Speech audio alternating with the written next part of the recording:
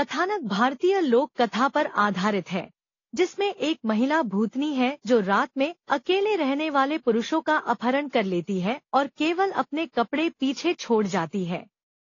चंदेरी नामक कस्बे के निवासी एक गुस्सैल महिला की आत्मा में विश्वास करते हैं, जिसे स्त्री कहा जाता है, जो हर साल एक धार्मिक त्योहार के 4 दिनों के दौरान पुरुषों का पीछा करती है, उनकी पीठ पीछे उनके नाम फुसफुसाती है और जब वे उसकी ओर देखते हैं तो उन्हें दूर ले जाती है, जिससे पिछले कुछ वर्षों में कई लोग गायब हो गए हैं।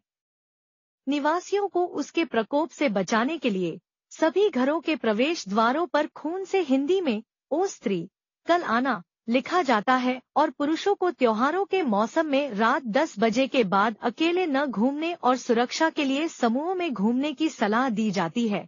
यह निर्देश महिलाओं को आमतौर पर उनकी सुरक्षा के लिए पालन करने के लिए कहा जाता है। चंदेरी में महिलाओं का दर्जी विक्की रहस्यमय तरीके से एक अनाम आकर्षक महिला से मिलता है, जो केवल वार्षिक पूजा के मौसम के दौरान शहर में आती है और पहली नजर में उससे प्यार कर बैठता है। वह उससे एक लहंगा सिलने के लिए कहती है। उसका बार बार गायब होना।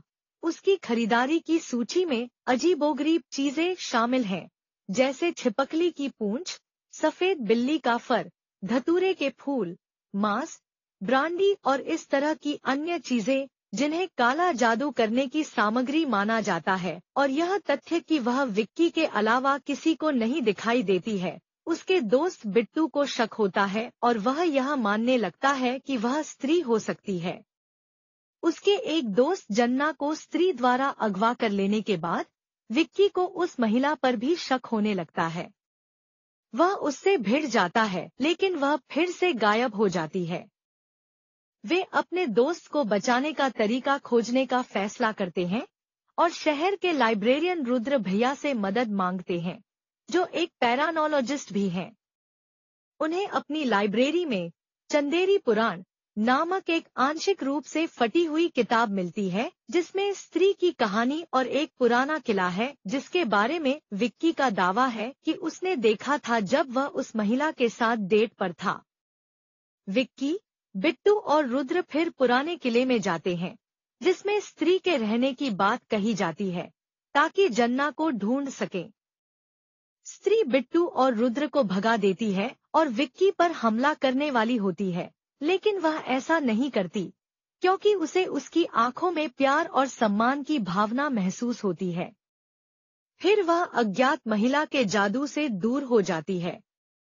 वह बाद में बताती है कि वह अपने किसी करीबी को खोने के बाद पिछले 3 सालों से स्त्री को हराने की कोशिश कर रही है और इसीलिए वह केवल त्योहारों के मौसम में ही शहर आती है। इससे यह स्पष्ट होता है कि वह और स्त्री 2 अलग अलग व्यक्ति हैं। स्त्री उसी रात विक्की के अनुरोध पर जन्ना को रिहा कर देती है, हालांकि उसके साथ छिटपुट हिंसक घटनाएं होने लगती हैं। स्त्री के नियंत्रण में एक प्रेतग्रस्त जन्ना द्वारा सभी के घरों के बाहर सुरक्षात्मक वाक्यांशों से "कल" शब्द मिटा दिए जाने के बाद और अधिक पुरुष लापता हो जाते हैं तथा इसे "ओ स्त्री, आना" एक निमंत्रण के रूप में छोड़ दिया जाता है।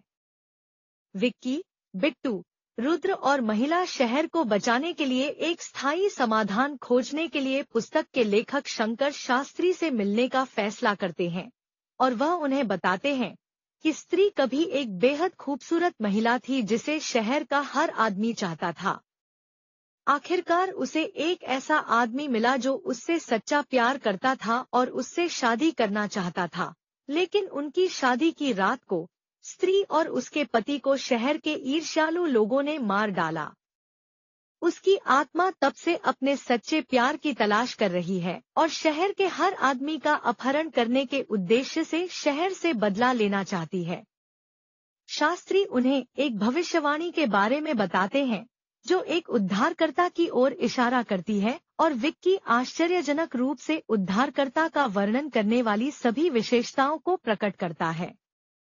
शुरू में विक्की भी ऐसा मानता है जब तक कि वह उद्धारकर्ता एक वेश्या के बेटे की समावेशी विशेषता को याद नहीं करता। नशे में धुत होकर वह अपने पिता से भिड़ जाता है जिस पर वह चुपचाप विक्की को और परेशान करने के लिए सहमत हो जाता है, लेकिन फिर अपने पिता के स्नेह और प्रयासों के लिए आभारी महसूस करता है और अपने शहर को बचाने का फैसला करता है, जिसने उसे स्वीकार किया और उसकी निंदा नहीं की।